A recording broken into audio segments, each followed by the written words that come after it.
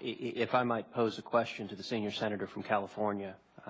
In your response to Senator Cornyn, you mentioned that there's some 100 pages of the bill that specify particular firearms that if this bill were passed, Congress would have deemed prohibited. It seems to me that all of us should begin as our foundational document with the Constitution. And the Second Amendment in the Bill of Rights provides that the right of the people to keep and bear arms shall not be infringed. The term, the right of the people, when the framers included it in the Bill of Rights, they used it as a term of art. That same phrase, the right of the people, is found in the First Amendment, the right of the people to peaceably assemble and to petition their government for redress of grievances. It's also found in the Fourth Amendment, the right of the people to be free from unreasonable searches and seizures.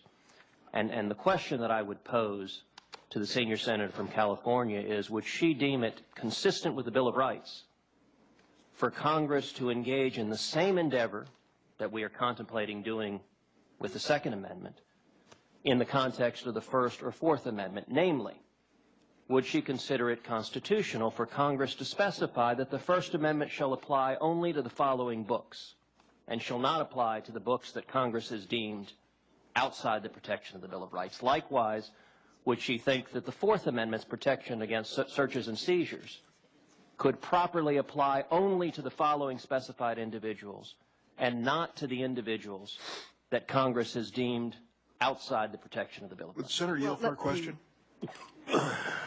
Let me just make a couple of points in response. One, I'm not a sixth grader. Senator, I've been on this committee for 20 years. I was a mayor for 9 years. I walked in, I saw people shot. I've looked at bodies that have been shot with these weapons. I've seen the bullets that implode.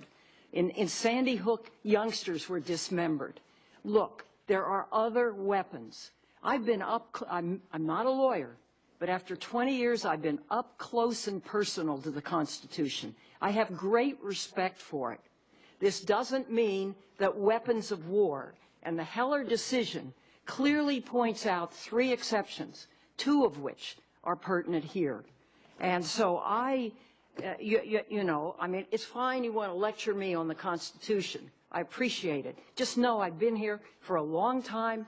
I've passed on a number of bills. I've studied the Constitution myself. I am reasonably well educated, and I thank you for the lecture. Incidentally, this does not prohibit, you use the word prohibit, it exempts 2,271 weapons.